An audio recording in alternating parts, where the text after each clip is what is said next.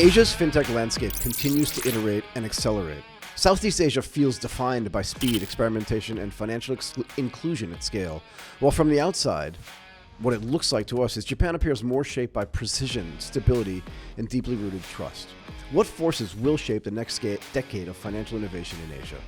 ATP really wants to understand, will Southeast Asia and Japan converge when it comes to fintech models? How should founders decide when to stay hyperlocal and when to scale regionally across Asia's pretty fragmented markets? Which emerging technologies, AI, tokenization, digital identity, or open finance or others, will reshape Asian fintechs, and which are more hype than reality? ATP is joined by Samantha Ghiotti, a co-founder and CEO of Habito, and Shwetank Verma, a co-founder and managing partner at Leo Capital, to cover these topics and more.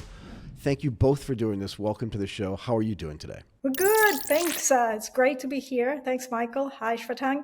Great to see you here. Hey, thanks, Michael. That's a very weighty topic, so great to be here. And Sam, good to see you again. It's great to see you again as well. It's been a while. Okay, let's just jump right into this. As Asia's fintech markets evolve at varying speeds, I mentioned this in the intro, right? What are some of the biggest factors that will define what the next decade of financial innovation in Asia will look like? Sam, let's start with you. I think this is a great context-setting question. Probably the first thing that comes to mind is that if you look at Asia fintech as a whole, I think it has some really important structural differences versus other fintech markets, and some you already referred to in the introduction. There's generally more trust in institutions, certainly in Japan, to a lesser degree in Southeast Asia. But as a whole, Asia is a market that has generally higher level of reliability and trust in institutions, particularly government-related agencies. So I think digital public infrastructure, for example, will play a really important role in the evolution of the fintech ecosystem in Southeast Asia, particularly in Japan and in Southeast Asia in particular.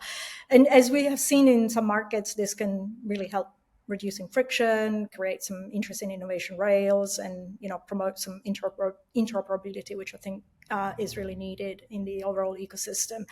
And as we've seen actually in Europe and US, they are a little behind the curve on this front. So that's the first part, the role that institutions play. I would say the second is that in Southeast Asia, we still have emerging markets when it comes to fintech. We no longer have that particular problem in the West. And so there's certainly an opportunity for some markets to leapfrog some infrastructure, particularly around things like cross-border payments. You referred to digital asset tokenization. And we've seen this really on the ground, both in Southeast Asia and in Japan as well. But also what I don't see fundamentally changing in the midterm across Southeast Asia is this regulatory, I would say, rationalization, or even like passportable licenses, which have been really fundamental in other markets to promote cross-border expansion. So I think this will continue to be a headwind in Southeast Asia. And I think it's very hard to add to what Sam said there, but some key points. Look, for us, we look at India and China and see how sort of some of the developments there map out to especially Southeast Asia. And one key thing is, of course, digital public infrastructure. I think the success of UPI in India shows how payments can really change and how quickly they can become cashless. One of the key things there was zero MDR, zero merchant discount rate. So payment acceptance is free for account-to-account payments in India, and even now credit payments. That's a very challenging thing when you think about it, right? The rest of the world functions on merchants paying for these payment acceptances. That's how you get your credit card points. That's how you get a lot of the payment infrastructure sort of getting supported. So the fact that that's been done in a public way and how that sort of has enabled inclusion is, I think, something interesting that to see over time in Southeast Asia. And then I think what Sam mentioned, passporting and regulatory passporting is going to be key, because Southeast Asia is like the EU, right? 26, 27 very different countries, and each of them on their own are not necessarily venture scale. So if you really want to unlock venture scale, you need to be able to easily go cross-border, and that's not easy to do in Southeast Asia at the moment. So especially when you start comparing to India, you see the difference in scale, and I think that's more progress on that is a key way to enable more innovation, more capital flowing to the region, and Japan is its own ecosystem, completely different. Sam is much closer to it than I am. I'm currently talking to you from Tokyo, but we don't invest in Japan, so I think it's just more of a learning trip for me. I love it. All right, Sam, are you in Tokyo as well? I'm currently in Singapore, That so is sweet. That's so funny. That's so virtually funny. inverted. You've just inverted each other. That's the best thing That's that's it. that's the best thing that's ever happened on the show. Can we talk a little bit more about these passportable licenses, because I think this is really important. Can we talk about maybe why are there, like, I know that there are regulatory reasons why, but this decision doesn't seem like a super hard one for me. Is there a sovereignty issue here where the countries, because there are tons of countries as well, in a way similar to the EU, but the EU is a common market. Like, what are the issues here around this idea that passportable licenses aren't done yet? Is it something that's worked on? Like, what's going on there? There's more at stake than just sovereignty across the 26 different Southeast Asian markets. They also are very culturally different from a consumer landscape perspective. I think that what worked in Europe is clearly the evolution of a regulatory framework across European countries that has enabled a variety of companies, both in the B2B and the B2C space, to go cross border on day one. This remains a challenge in Southeast Asia. Japan is a little different insofar as Japan is a large ecosystem in and on itself, 120 million people, generally wealthy, has more the DNA of a very large European market, if you think about it that way. So the issue of passportable licenses is a little different in Japan than the rest of Southeast Asia. There's also infrastructure rails that are fundamentally different across the Southeast Asian market. So it's not just a regulatory hurdle, it's also a financial infrastructure hurdle that will take some time to, harmonize. And so that's where technologies like tokenizations and to a degree sort of cross-border payments can facilitate, can be at the very forefront, if you like, of this integration. As I said at the beginning, I think this is, and will continue to remain a critical challenge, a headwind in the development of Southeast Asia as a unified market, Yeah. particularly in venture space. I've been thinking a lot about this recently, right? Look, I feel like I've been in the Southeast Asian market from the beginning of this idea of where people wanted to bring in a Silicon Valley style venture capital investment environment into Southeast Asia because they saw this market with 670 million people, not fast, but fast enough growing GDP per capita. And this was back in like 2011, 2012. And I'm wondering what the two of you think. Like, I didn't intend necessarily to talk about this today, but if you'll comment on it, I would appreciate it.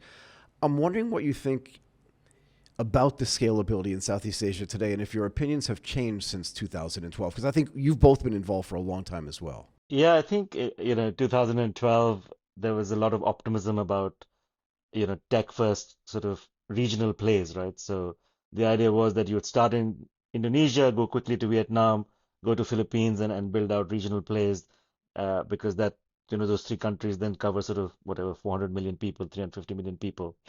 I think that has sobered up, right? So we haven't seen those, the initial wins were there, Grab, GoTo, but specifically in fintech, nothing has really scaled that well across borders, and there are multiple reasons for that. But the biggest one, I guess, is that they're just very different markets. They're geographically similar, but there's a lot of difference between the Philippines, the Vietnam, and then Indonesia.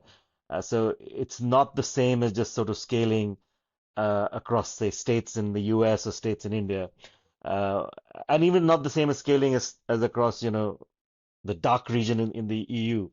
I think that's taken some time to sort of filter through, and more importantly, I think they just the ability to pay, the willingness to pay of these consumers are very different from what sort of some of the Western models are built on. So just the whole architecture of innovation is slightly different, and hence it has taken some time. But I think now the venture world is adapting to a more local ecosystem for the region, sometimes disparagingly referred to as mini micro PE or something. But those are, I think, just misunderstanding of how what kind of financing and what kind of support the region needs, and how to build out sort of scalable companies from here. Yeah, I largely agree with Shwetank, and this is why when we set up Habito, we were looking at markets that had two characteristics: had a uniformed, unified, and highly reliable regulatory framework, and the other had a substantial TAM. And in Southeast Asia, there are many. There's China, but you need to be a certain kind of entrepreneur to set up shop in China, and the other is Japan. There's nothing else, certainly from a direct to consumer business, kind of fits that profile.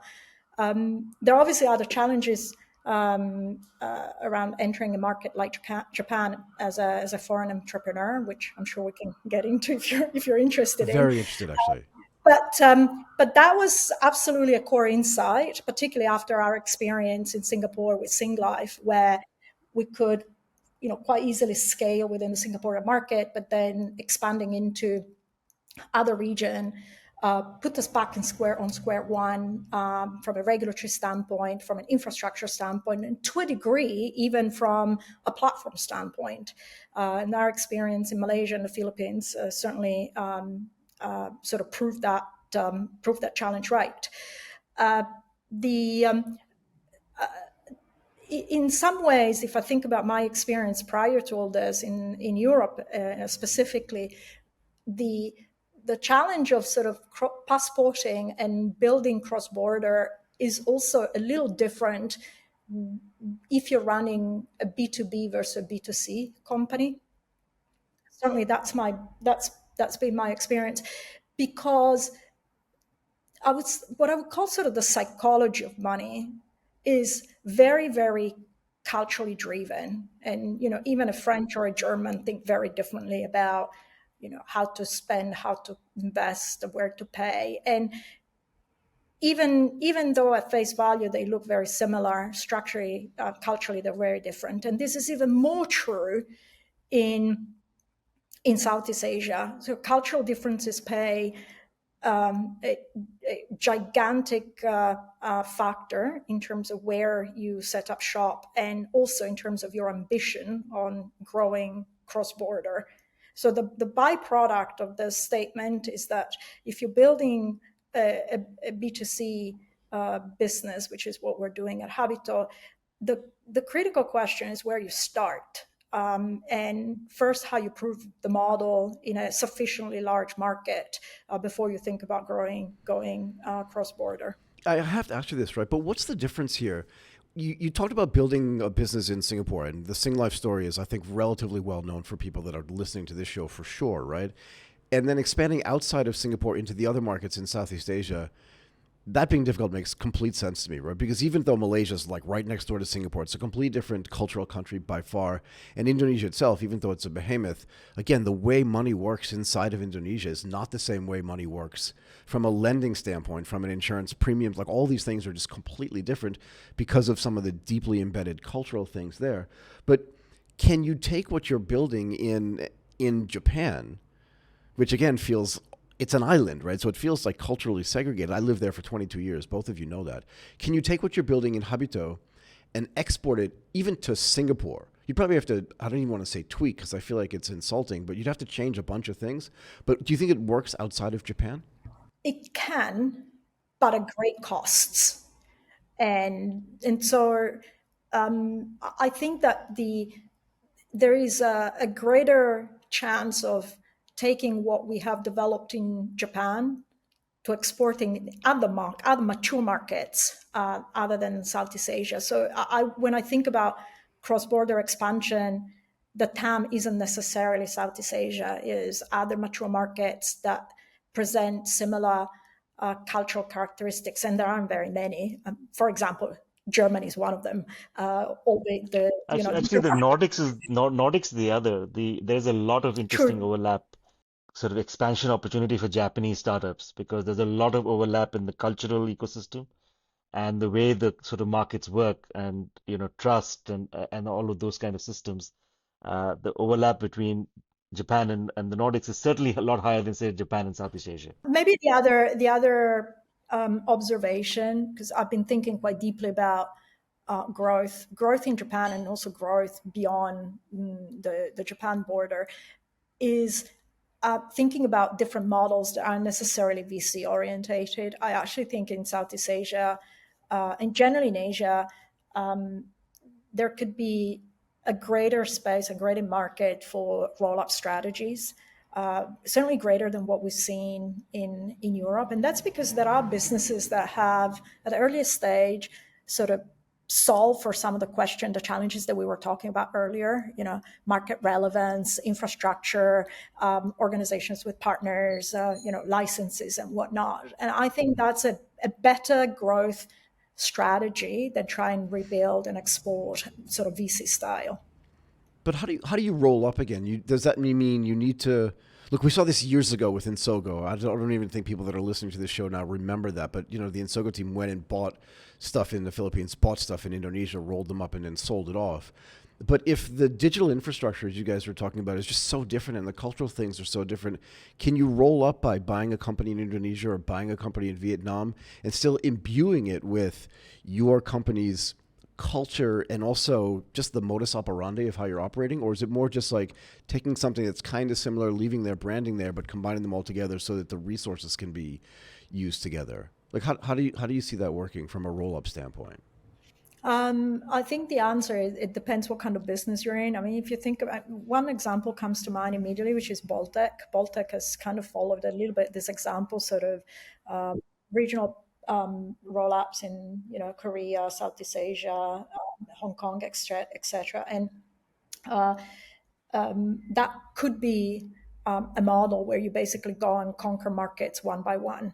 There's no magic in it, right? There's a buyout strategy. There's a little bit of synergies that happen in terms of perhaps infrastructure and some sort of shared functions. Exporting licenses is virtually impossible. So you would have to go, if you're a licensed institution, you would have to go and buy somebody else. The only space where I can see, perhaps an interesting place in the asset management space, where you could potentially have an asset management manufacturing capability, say Hong Kong, Singapore based, even Cayman based, for example, and then use regional infrastructure to distribute the funds. Yeah, I think roll-ups, really cross-border roll-ups have mostly been done in asset management, insurance, etc. They're not really VC plays at all. I think the VC playbook is really more about, say, rolling up insurance brokerages in one country and applying AI to them or something. And there again, I think the challenge in Southeast Asia becomes that a lot of these markets are not deep enough, even as a roll-up strategy, right? So if your overall premium is only a couple of $1 billion, there's not enough TAM, even in a roll-up for insurance brokerages or loan brokerages, etc. So we've not seen too many of these roll-up type plays in market because they are not deep enough, and then cross-border is just too complex at the moment. So I don't think we've seen too many of them either. So can we talk a little bit about this digital infrastructure and the complexity that it drives for for doing cross border stuff? And I'll give you a simple example but then maybe you can talk about more complex ones. So I spent a lot of time looking at UPI, Prompt Pay in Thailand, and Pay Now in Singapore.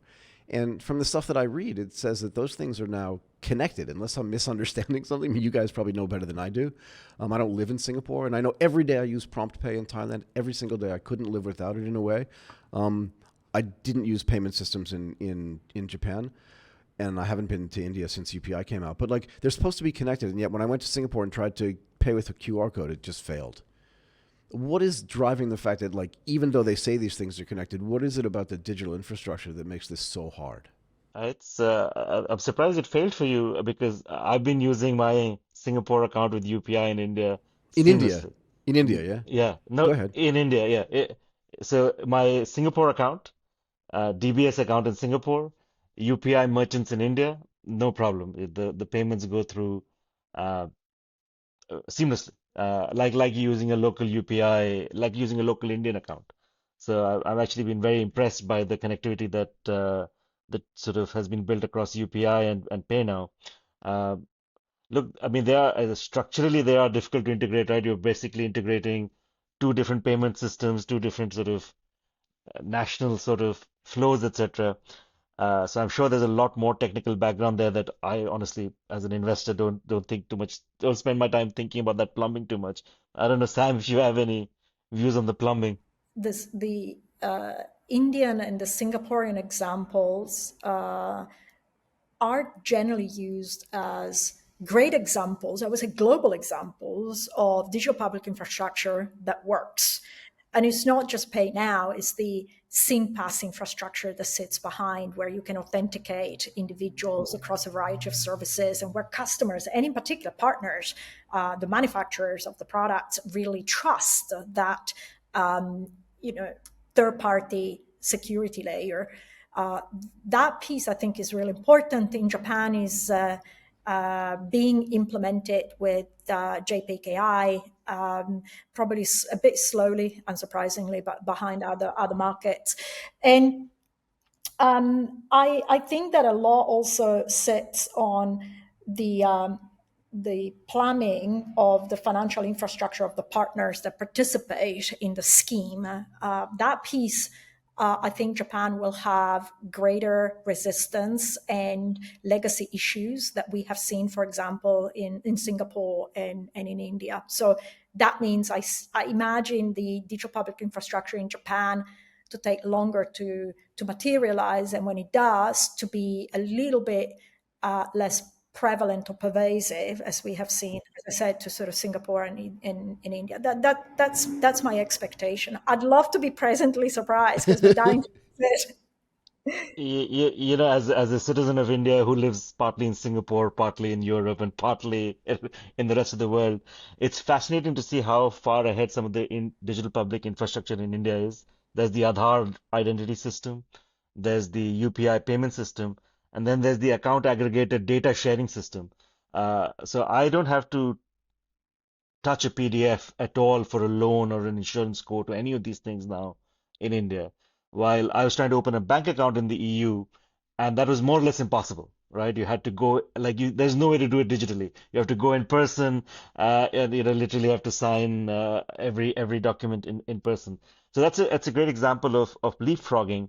But sort of bringing it back, I think Southeast Asia is sort of I think the payment systems are coming along there. There's a great digital public infrastructure layer for payments. Identity is still fragmented. So Singapore has its SingPass, but I don't think equal systems exist all around the region. And then data sharing is, I think, the next big opportunity. So account aggregation, what India calls account aggregation, which basically means that all if you can opt in for your data to be shared. So that's your bank transaction history, your claims history, your hospitalization history. You can just opt in for that to be shared with the new institution and then opt out as well. And that infra is managed publicly. And I think that unlocks a bunch of opportunity around innovation, around how do you underwrite for loans, how do you underwrite for insurance, etc. And that's a great public-private opportunity ahead for Southeast Asia and outside as well. So, two questions, if you don't mind, for me on your surprise that the digital infrastructure in India is so far ahead. I don't know. I did a whole show, and I still do a whole show that I call India Game Changer. So, I've been talking to ecosystem builders and a whole bunch of people in India for a few years now. And I'm completely unsurprised by the fact that it's so far ahead. I don't live in India, right? So I don't know, and I never lived there, so I don't know where it was coming from. But first of all, why were you so surprised? And then maybe you can follow up, and Sam, you can comment on this as well, just so the viewers can understand why the data sharing and identity, because you're deeply involved in it, but maybe people don't understand why that data sharing and identity is so important. But maybe the surprise thing in India first, and then let's tackle the data sharing and the identity stuff and why it's so important for getting stuff done in the fintech space. Shwetank, sorry, please go ahead. I should be clear. I was surprised at how poor it is in the EU. Maybe Okay, that's. fair enough. Okay, fair enough. To be fair, though, that doesn't We just surprise me either. But go ahead. I mean, it's 2025, and I was making an investment in Germany, and I had to get everything notarized and sit in front of a notary, reading documents out. So I think that's what I was trying to convey. But I think perhaps it's one of those things where the closer you are, the less you expect of something, right? So the speed with which the infrastructure, public infrastructure, has matured in India has been a very pleasant surprise. And the applications it has enabled over the say last 5 years is just it is a step change, and so I've been very pleasantly surprised by that. Yeah. Okay, but now can you talk a little bit about why that data sharing and identity, Sam? If you want to start, that's fine. Why that's so important to make the sort of financial services systems and fintechs in particular so much more efficient and so much better at serving their customers' needs? Yeah, I just wanted to first make a comment on what Shwetank said about India, because I think that's a really great example of digital public infrastructure used to leapfrog, effectively substitute and replace the little legacy infrastructure that existed in India. I think Japan and Europe, they are very different. There is a long dated public infrastructure, legacy systems across every major player and every smaller player, frankly. And so this goes back to how this innovation diffuse and permeates an ecosystem, which is not just a function of the technology being available, it's also a function of how the players in the ecosystem respond and adapt to that innovation being available and to the, I'll say, intrinsic interests that they exist, particularly from an incumbent perspective, in adapting it and replacing their infrastructure. And we all know what the switching costs are when you have billions of dollars built in infrastructure. So I think there are some broader ecosystem questions in particularly in Japan, as we have seen in Europe, in terms of the adoption of this infrastructure and this data sharing capabilities. And the other component beyond sort of the market makers is how customers respond to having their data shared and being willing to sort of share that information across multiple players. And again, this is where the psychology of money and the psychology of privacy from a customer perspective makes a big difference. And I think it's unsurprising that in India, the privacy barriers and perhaps the psychology of money has very different characteristics than, say, in Japan. And that's also what the regulators sort of deeply care about. If you think about what the JFSA talks about compared to, say, the Indian regulator, and to some extent some of the Southeast Asian regulators, it's really not about inclusion. There's no issue about inclusion, financial inclusion. In Everybody has Japan, a no. bank account, Yeah, everybody's yeah. got cars. There's no inclusion problem per No, se. no. There's a problem maybe of access, there's a problem of efficiency, there's problems of speed, and there's a problem of sort of security. So the JFSA really emphasize things like customer protection, institutional soundness, long-term trust, right? Those are sort of the language that you hear consistently from the mature market regulators, and I'm saying specifically the Japanese, versus things like expanding access, deepening financial inclusion, spurring digital growth, right? So the language is different because the market needs are very different. But I think one thing I would say that what the regulators in the West and Japan, etc., have sort of led to happen is that the banks and the existing incumbents think it is their data. It's not their data, it's their customers' data. That distinction is lost in a lot of these places. And again, I can talk a little bit more about the EU where we do a lot more work, but the banks refer to it as their data. And there is no simple way for a customer to come and say, "Hey, it's my data, I want to share it." That mindset is being changed in India. It's no longer the bank's data; it's your payment history that just sits with the bank. And I think that is a paradigm shift in the way you view things. Of course, privacy protections, etc., are super important, and building the right tools and making the tools accessible and understandable. It's one thing to say there's a tool to say that you can opt in and can opt out, but if you can't do it or you don't know how to do it, it's pointless. But I think those are easier things to sort of get to versus changing the historical and sort of inbuilt incumbent mindset that this is our data, and hence you have to sort of, I'm a gatekeeper of the data rather than an enabler of the customer. Can I ask you this from Habito's perspective, right? So what you're trying to do in Japan is change the way a generation thinks about money and how money gets used and how investments get made and stuff like that. Do you think you can also change their perception of where that data is supposed to sit, whether it's really meant to be theirs or whether it's meant to be somebody else's? Do you know what I mean? Like, can you provide some way for them to understand that data sovereignty is actually more important to them, even if it's just a generational change? Because their parents are never going to believe this, I think. The short answer is I'd love to do so, but I think it's a ill-founded objective as far as Habito is concerned. I don't think we have yet the scale nor the mandate to affect that type of change. And it is a little bit generational. It is also, largely a function of of people expectations of what institutions do or do not do, so their roles, which is a little bit different from what Shwetank was saying in India. So the answer, unfortunately, is no. I don't think our role is to change people's perception of how to use their data, but certainly we would love to be able to leverage shifts in customer behavior and customer perceptions around the psychology of money. That's really why we set up Habito. So we didn't spend any time at all talking about like real emerging technologies. Both of you kind of referenced it, but where do you think it fits in? Like, I think one of you actually mentioned that tokenization can maybe solve some of these cross-border problems. We didn't spend any time talking about stablecoins. People talk to me about this all the time.